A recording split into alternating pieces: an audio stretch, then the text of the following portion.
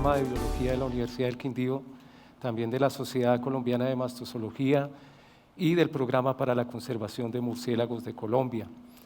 Muchas gracias al Parque Explora por esta invitación, una segunda invitación. Aprovecho también pues para felicitarlos por la grandiosa iniciativa, a ustedes por la presencia, por atender ese llamado en este lugar tan especial. Estoy muy contento de estar aquí porque no solamente los murciélagos son el grupo que corresponde mi interés principal en la investigación, sino que realmente los murciélagos son organismos maravillosos. Están adornados de características que son tan únicas, tan especiales, que incluso les ha dado para ser perseguidos, para ser poco entendidos. Las características que los adornan lo ubican en lugares que tal vez son demasiado distantes, desconocidos para nosotros. Mi misión, mi trabajo, mi objetivo el día de hoy es tratar de convencerlos, al final de esta charla, ojalá lo pueda, de la buena reputación que adorna a los murciélagos. Es una charla un poquito extensa porque he querido cubrir diferentes tópicos, por lo que la he dividido en dos partes. Una segunda parte que seguramente no se va a dar, que está supeditada al tiempo. Pero quiero que tengamos algunos elementos de la evolución que realmente tiene bastante que ver, no solamente con los murciélagos, sino con nuestra percepción, la percepción que nosotros tenemos de ellos. Haré algunos comentarios sobre la biología, obviamente, de estos organismos tan particulares y algunos elementos de por qué son importantes para nosotros.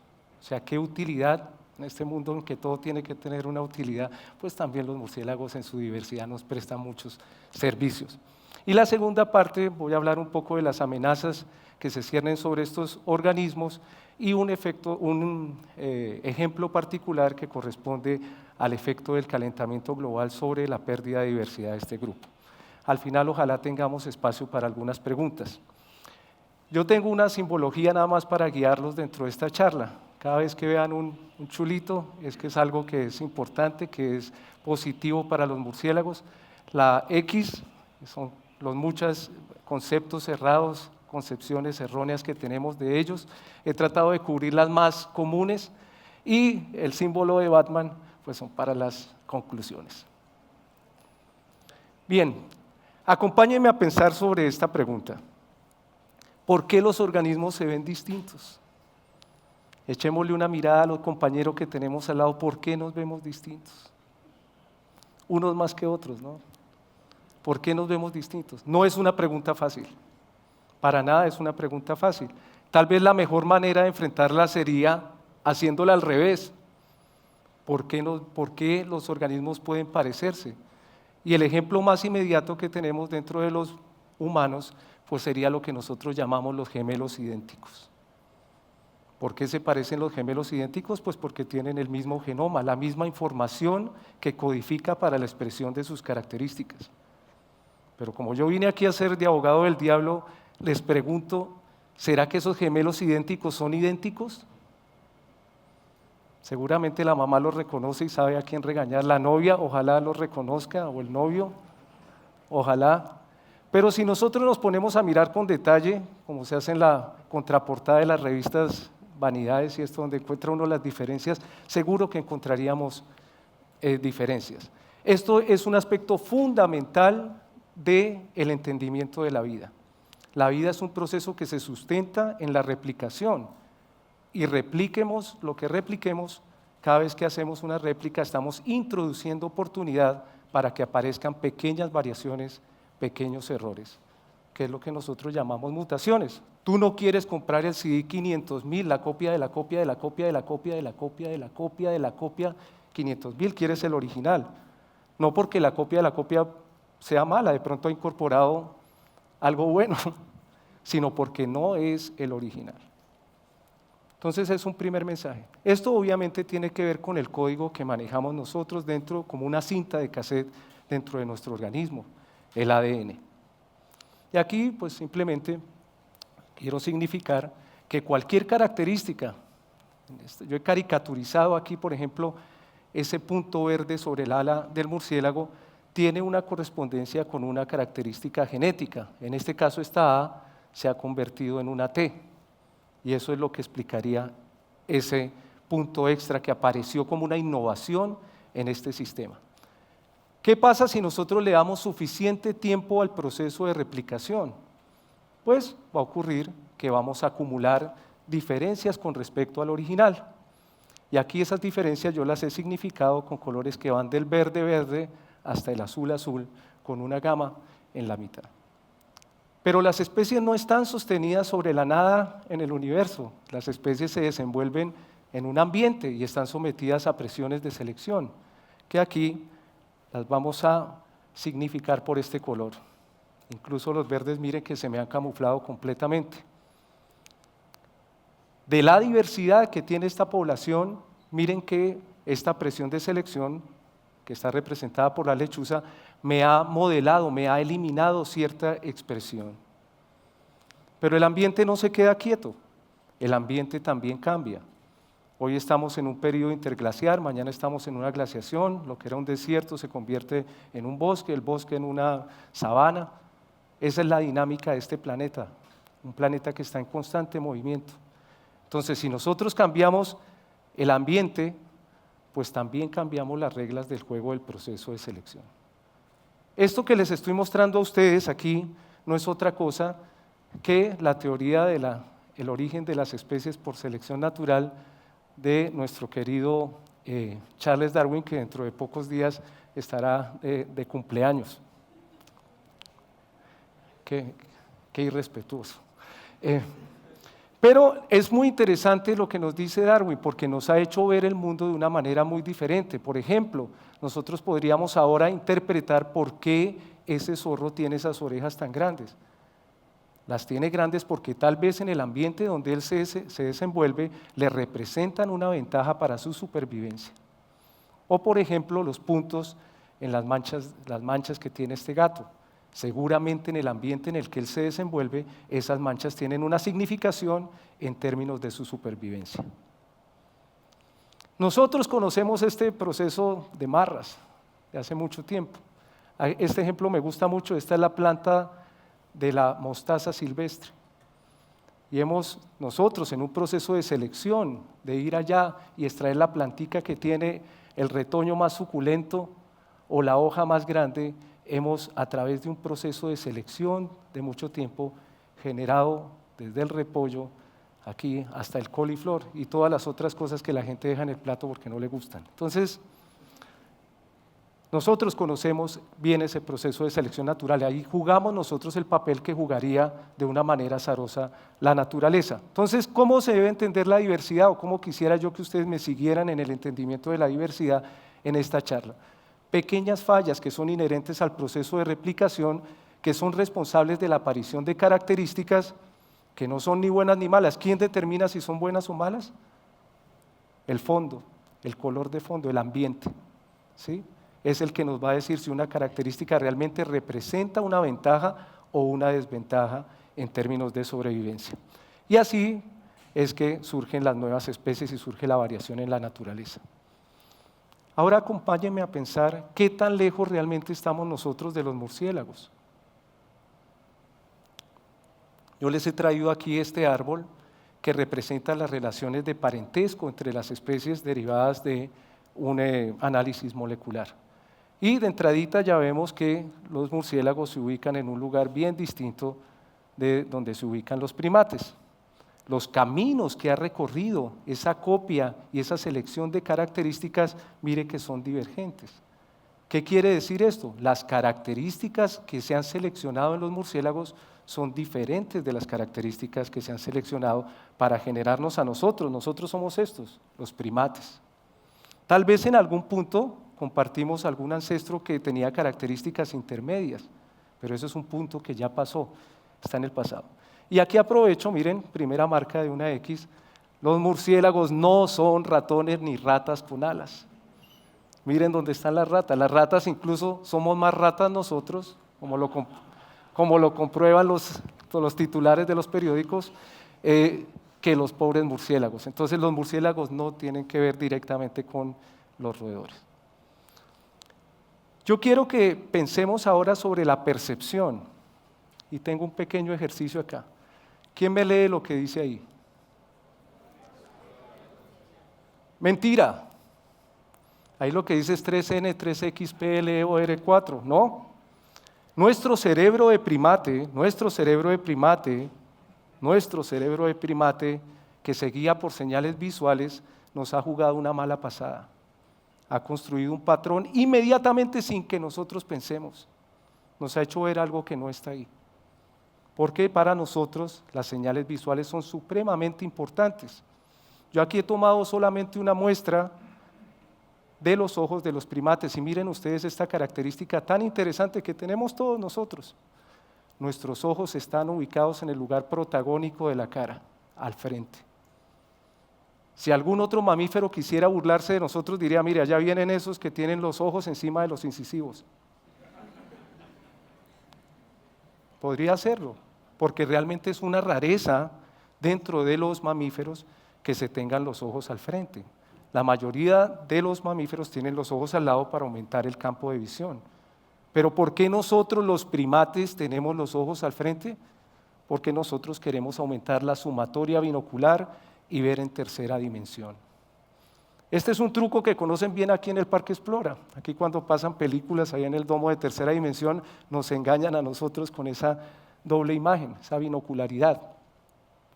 En los primates, que son animales completamente tridimensionales porque viven en un mundo que es discontinuo, el hecho de poder elaborar cálculos tridimensionales es importante.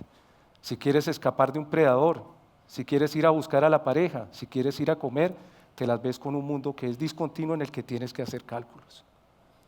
La tridimensionalidad, la ubicación de los ojos de nosotros enfrente, tiene un significado muy importante de supervivencia.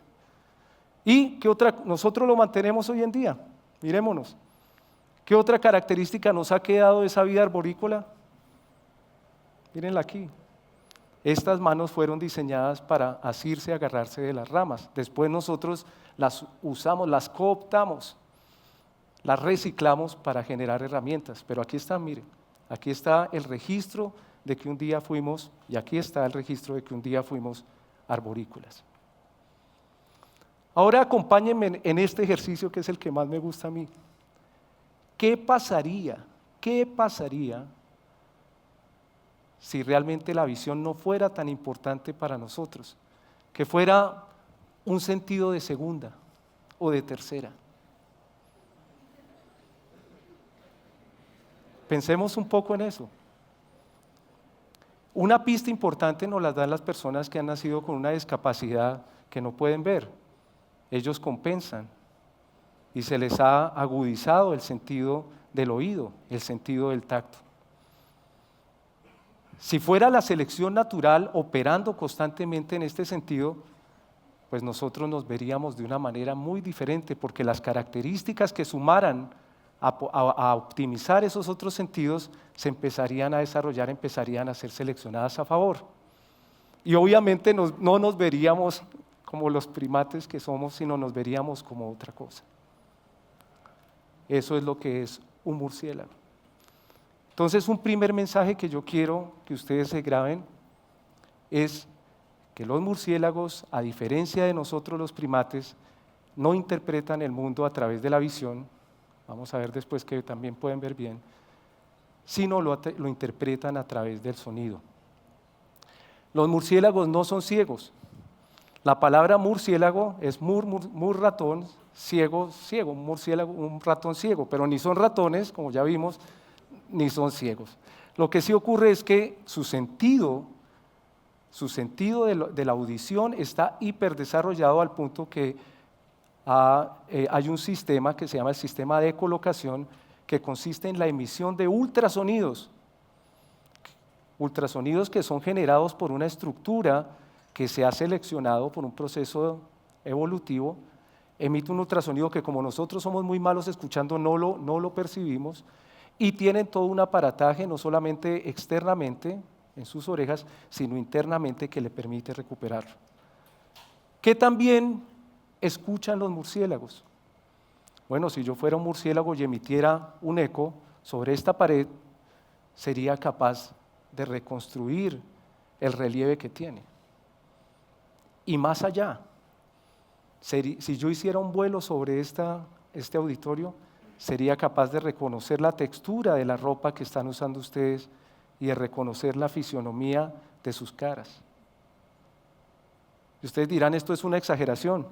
No es ninguna exageración. Nosotros hemos copiado ese sistema de los murciélagos de una manera chambona, porque nosotros somos medio chambones, una ecografía. Eso es exactamente lo que hacemos. Miren ustedes lo interesante de esto. Nosotros guiados por señales visuales, los murciélagos guiados por señales auditivas. Todo esto tiene lógica, que se vean diferentes, porque ellos viven en un mundo que no es el mundo de nosotros, el mundo de los primates. Este es un aspecto supremamente importante. Los murciélagos crean imágenes en sus cerebros, a partir de sonidos. Los murciélagos crean imágenes en su cerebro a partir de sonidos. ¿Qué quiere decir eso? Que si apagáramos la luz aquí, los murciélagos seguirían viendo.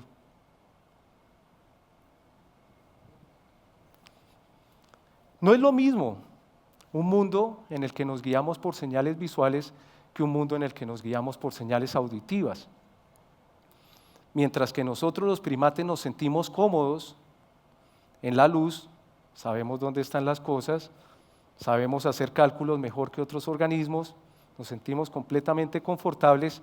Cuando se nos va la luz, nos sentimos así un poco incómodos, nos sentimos un poco desfasados, fuera de lugar. Entonces, como nosotros, otra cosa que hacemos bastante bien es asignarle significados a las cosas, los humanos. Para nosotros el día, la luz, la claridad nos genera seguridad, lo identificamos como algo beneficioso, como algo positivo. Vio la luz por fin, la luz al final del camino, se hizo luz sobre algún aspecto. O ese es un aspecto oscuro, ese es un aspecto que no tiene claridad. Lo negativo, la noche, la oscuridad nos genera inseguridad y lo identificamos como algo negativo. Incluso miren este exabrupto el colmo de la mala sistemática, digo yo, esta es una pieza que se ha repetido muchas veces en la historia, es la expulsión de Lucifer del paraíso. Entonces, los ángeles que debían tener una afinidad más cercana a los mamíferos, tienen alas de aves, y el pobre Lucifer, que va para la oscuridad, tiene alas de murciélago. Nosotros, en lugar de castigar a los murciélagos por ser nocturnos, debíamos felicitarlos por haber conquistado un medio que no es para nada fácil. Esa es una característica que es fundamental de estos organismos, a pesar de que no todos los murciélagos son completamente nocturnos. Los hay, los que ven bastante bien y se desarrollan en las horas vespertinas en el día, y esos pues tienen, como vemos aquí, ojos mucho más grandes y orejas un poco más pequeñas. Entonces, la diversidad también da para esto, ¿no? Otra característica que es bastante especial de los murciélagos es que no se mueven como nosotros, no tienen el mismo sistema de locomoción que nosotros tenemos. Los murciélagos se mueven por medio del vuelo. Entonces, no solo se guían por ecos, sino que tienen la capacidad del vuelo impulsado, no es que planeen. El vuelo impulsado es uno de los medios de locomoción que demanda mucho más gasto energético dentro de los vertebrados, digo yo. Y es que es difícil poner a flotar una masa, una bolsa de huesos. Es bien complicado. Y es tan complicado que solo ha ocurrido en la evolución de los vertebrados en 3 ocasiones. En los pterodáctilos, que son estos dinosaurios, el medio de transporte aéreo de Pedro Picapiedra, si ustedes recuerdan, en las aves y en los murciélagos. Pero las alas de los murciélagos no son como las alas de las aves y mucho menos de los pterodáctilos. Las alas de los murciélagos están hechas de sus manos, estas mismas manos arborícolas. O sea que este organismo, allá en su pasado, en algún momento estuvo colgado de los árboles. Y este es el carácter que se retiene aquí. De ahí le viene el nombre científico al orden donde están incluidos estos organismos, quiróptero. Quirón es mano, quiropráctico, el que hace masajes, quiromancia, el que hace magia con las manos, y terón, ala, o díptero, las moscas que tienen 2 alas, o áptero que no tiene alas. Entonces, quiróptero, una mano que se hizo un ala. Es nuestra misma mano con los mismos elementos, el pulgar, el índice y los otros dedos. Obviamente esto también le confiere diferencias a los murciélagos. Ellos no solamente en su cara se ven distintos, sino su morfología en el cuerpo también se ve un poco distinta. Pero miren ustedes, hay más similaridades que diferencias. Si ustedes ven estos 2 fetos en un estado similar de desarrollo, ven que un murciélago es como un humano, en el que sus alas se están convirtiendo, sus manos se están convirtiendo en alas y ha desarrollado, o sea, se va a guiar en su futuro de acuerdo a señales auditivas. Podríamos decirlo al revés, podemos decir que un humano es como un murciélago que no tiene alas y que en lugar de escuchar muy bien, ve bastante bien. ¿Sí? Como todos los vertebrados, los murciélagos tienen un aparato digestivo que empieza en la boca y termina en el ano, no defecan por la boca, que también es otra de las mitologías que escucha uno por ahí. Lo que sí es cierto del vuelo es que los murciélagos pueden llegar a muchos lugares. La capacidad de volar les posibilita ir y colonizar diferentes sitios, y esto tiene mucho que ver con los patrones de diversidad que nosotros observamos. Si colonizan ambientes diferentes, recordemos los colores de fondo en nuestro ejercicio, pues serán seleccionados de manera diferente. Y de ahí que los murciélagos sean, como se ha dicho en esta charla varias veces, uno de los grupos más diversos. La posibilidad de ir y conquistar diferentes lugares los expone a condiciones diferentes de selección que resultan en morfologías, comportamientos, fisiologías distintas. Yo aquí les presento el patrón de diversidad de los mamíferos, que se parece mucho al patrón de diversidad de los murciélagos, porque los murciélagos ocupan el segundo lugar después de los roedores en términos de diversidad. Entonces, ocupan casi todas las áreas del globo, perdón, con un aumento de la diversidad en las áreas tropicales. Para Colombia, a manera de ejemplo, yo les traigo este mapa en el que mostramos la diversidad de una de las familias más numerosas, la familia Philostomide, en el cual miren ustedes que el área de Colombia encierra una alta diversidad de murciélagos. Colombia es el país de la región del neotrópico que más especies de murciélagos tiene, y de esta familia es el número 1 también. Juguemos el juego que jugamos los taxónomos, que es tratar de organizar las cosas de acuerdo a similaridades y diferencias. Comparados con otros grupos, sin desconocer la diversidad que hay en estos otros grupos, cuando tú te encuentras con la diversidad de los murciélagos, te sorprende. Y este no es un dibujito que trajo preparado el profesor para esta charla, sacado de su imaginación. Estos son especímenes de museo que nos dan a nosotros cuenta de qué tan diversa puede ser la morfología de estos organismos. Estos organismos ¿estarán haciendo lo mismo en los ambientes que se desarrollan? Seguramente no, están haciendo cosas muy diferentes. Los murciélagos son muy diversos. Hay más de 1000 especies, 1100 dice la entidad que regula la conservación de los murciélagos. Y tienen una variedad de formas increíble. Esta es una representación de la familia Philostomide, pero miremos por ejemplo el cráneo de este y comparémoslo con el cráneo de esta otra especie. Estos organismos están haciendo cosas diferentes en los ambientes donde ellos se desenvuelven. Y lo interesante de la diversidad de la morfología no es la diversidad de la morfología por la morfología, es la diversidad de la morfología por las funciones que tiene. Los murciélagos son uno de los grupos que tienen más incluidos más hábitos alimenticios, más estrategias alimenticias dentro de los mamíferos. Los tenemos como este, por ejemplo, que es una especie animalívora, se alimenta de animales, pequeños vertebrados, insectos. Esta especie es muy especial, se llama Tracopsirrhosus, tiene una serie de papilas en su mandíbula, en su mentón. Hace un vuelo y toca las ranas antes de comérselas. ¿Por qué?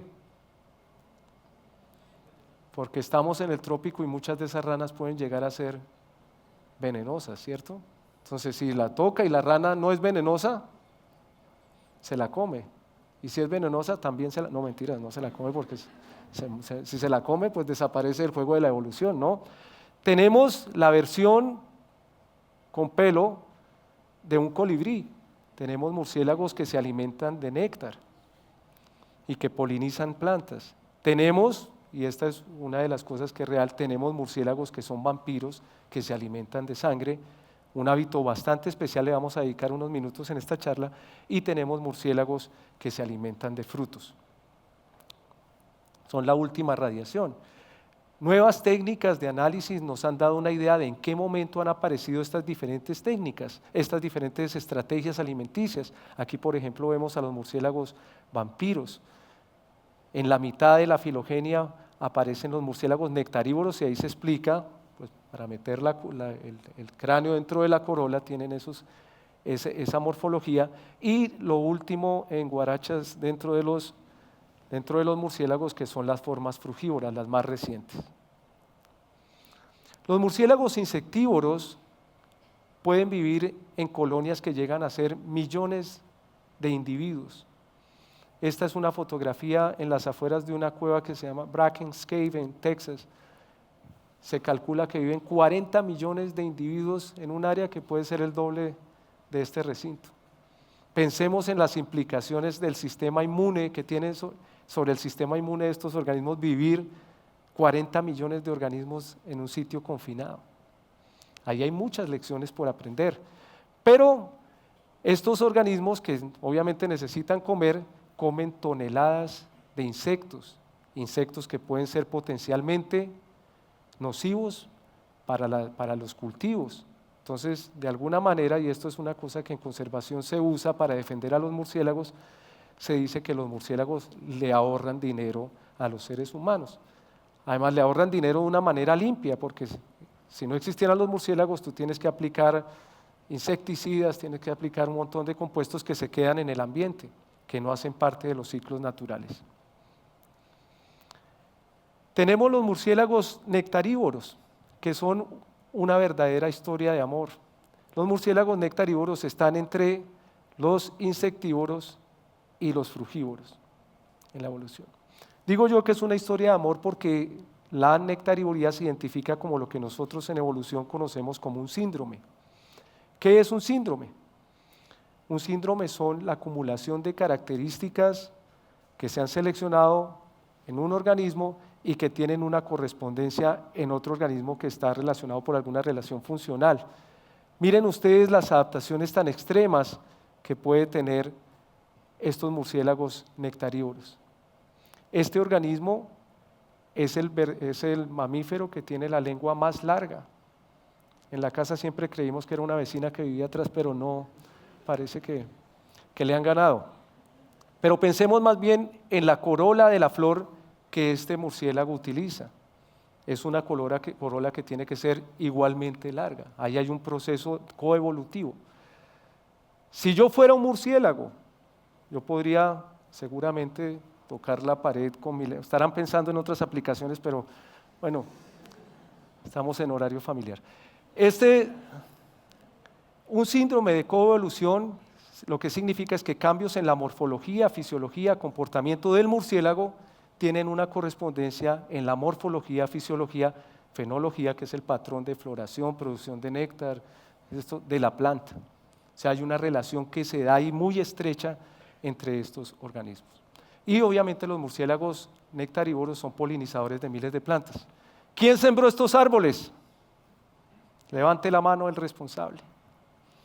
Pues la gran mayoría de los árboles son sembrados por las especies que dispersan semillas. Este es un trabajo que las especies hacen silenciosamente sin pasarnos cuenta de cobro a nosotros. Es un servicio que nos prestan de manera gratuita. ¿Y nosotros cómo le pagamos? Como sabemos pagar, ¿no? Voy a hacer una mención especial para este hábito, porque el hábito de la sanguivoría, que es el consumo de sangre, porque es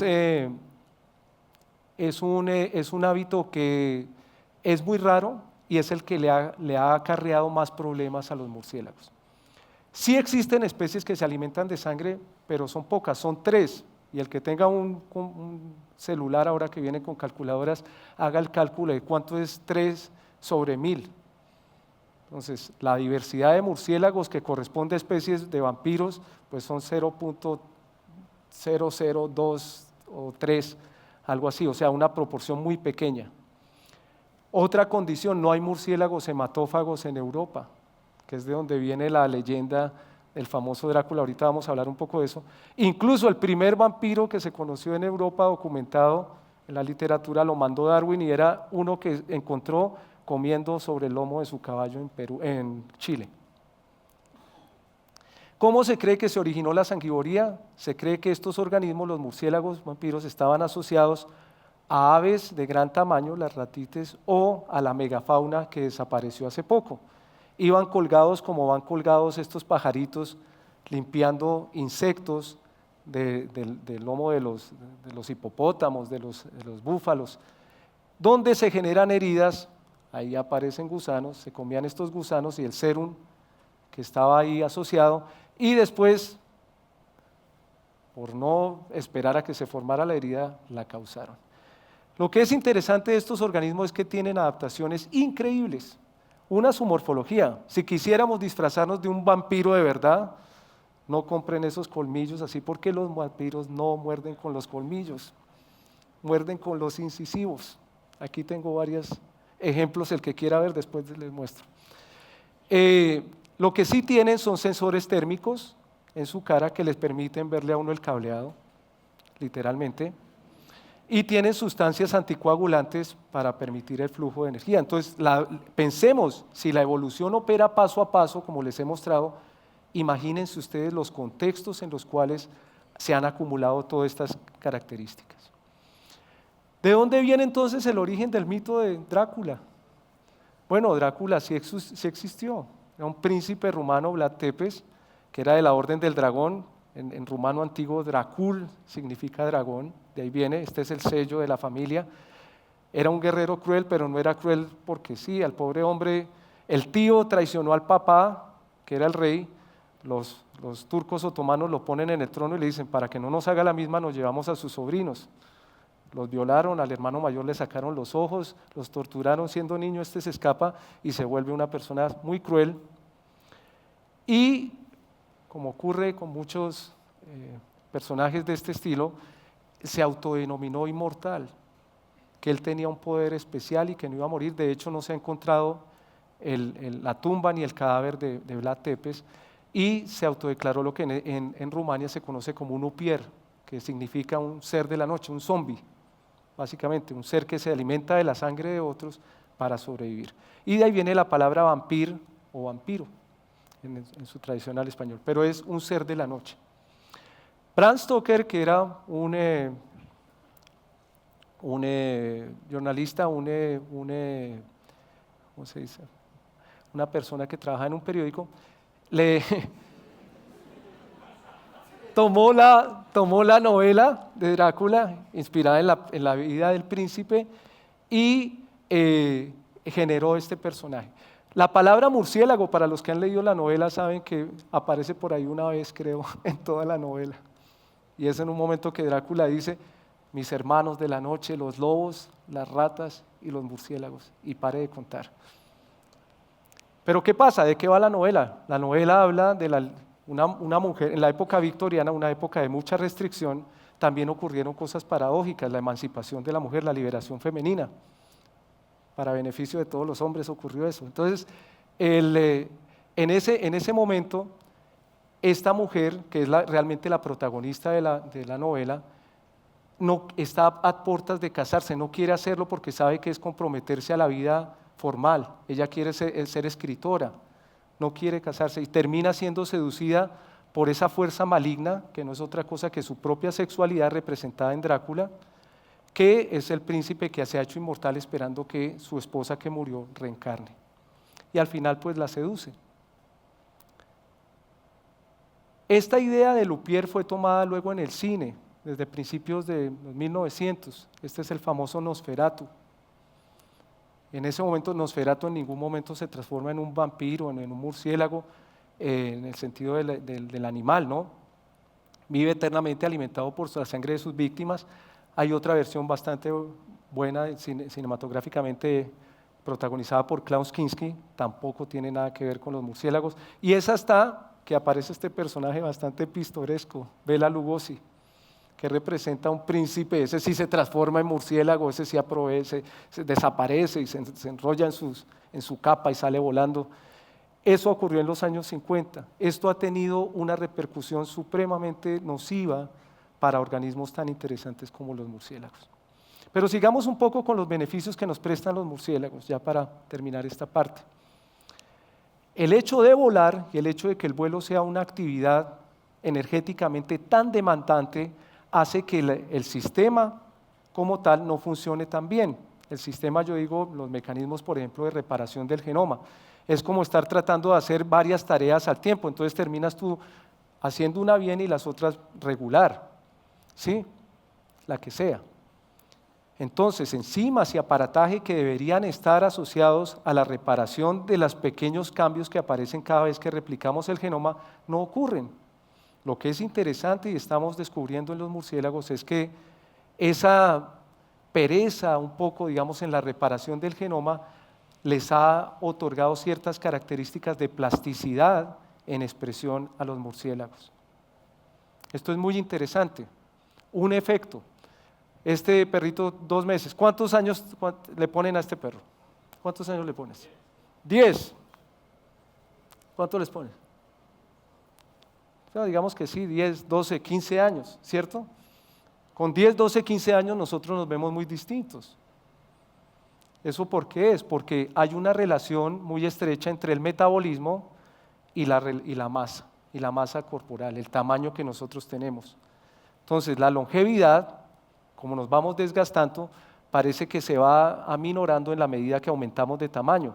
Organismos pequeñitos tienen metabolismos más altos, se desgastan más rápido, no viven tanto, es lo que debería suceder. Pero cuando nosotros miramos dónde están los murciélagos, miren dónde están, se salen de toda regla. Para su tamaño viven proporciones increíbles, un murciélago puede vivir 40 años.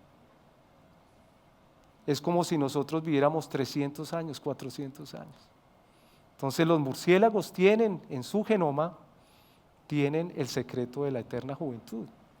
Y los chinos, la cultura china, este símbolo es el símbolo de la longevidad, miren que son una serie de murciélagos. Identifican a los murciélagos como organismos longevos. Ahora con las técnicas moleculares que manejamos, estamos tras la pista de la longevidad en los murciélagos.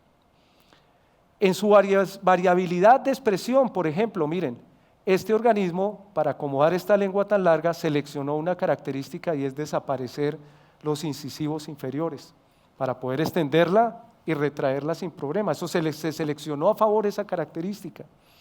Esa característica que está asociada con el tipo de alimentación que él tiene, que es como un pitillo, está representada en muchos problemas que tenemos nosotros a nivel de odontología, de ortodoncia.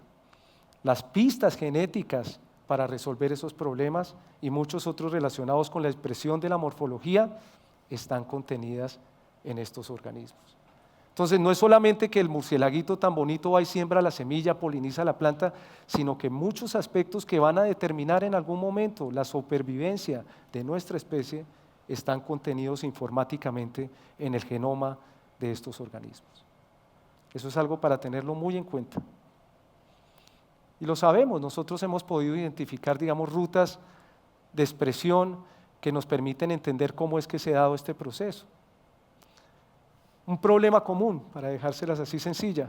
¿Quién veo que hay muchos jóvenes todavía aquí no le ha salido la muela del juicio? ¿Ya le salió la muela del juicio? Sí, problemático, ¿cierto? Eso tiene que ver con nuestro cráneo plano que ve en 2 dimensiones. Nosotros acortamos el cráneo, pero al genoma se le olvidó acomodar los dientes. Chambones somos. En los murciélagos que tienen cráneo corto, ya vieron ustedes que unos tienen cráneo largo, otros tienen cráneo corto, los que tienen cráneo corto tienen exactamente el mismo problema. A veces acomodan, a veces no acomodan el tercer molar. Hablando de la mordida, por favor, los murciélagos no fuman. Lo que ellos tienen es un reflejo que cuando muerden no sueltan. Y si usted le deja un cigarrillo ahí, pues se lo acaba y lo que hace es matar al pobre animalito. Pero lo que sí es cierto es que su variabilidad nos permite investigar cómo se han desarrollado todos estos patrones evolutivos y esas características que nos interesan a nosotros para sobrevivir. Entonces, los murciélagos lo que sí son unos grandes superhéroes, ¿sí? En el sentido que al ser tan diversos son modelos para que nosotros podamos entender cómo funciona la vida. Al ser tan diversos participan en múltiples procesos que ocurren en los ecosistemas que son importantes para el mantenimiento de esos mismos sistemas. Los murciélagos insectívoros, por ejemplo, comen volúmenes considerables de insectos y controlan plagas. Los murciélagos frugívoros dispersan semillas, los murciélagos nectarívoros polinizan las plantas y producen los frutos que producen las semillas o que nosotros nos comemos. Amenazas. Existen múltiples amenazas a la diversidad de este grupo. La mayoría no son únicamente exclusivas o no son exclusivas para los murciélagos, afectan a todos los organismos de la naturaleza. La pérdida del hábitat, como nosotros los humanos hemos ido transformando esos ecosistemas donde ellos habitan. Y esta también, por ese temor, como los sentimos distantes, no los entendemos, los vemos diferentes, los asociamos como algo malo, vamos y los buscamos directamente y les destruimos sus refugios. Yo para finalizar quiero hablarles de este, ¿me queda tiempo? ¿Sí?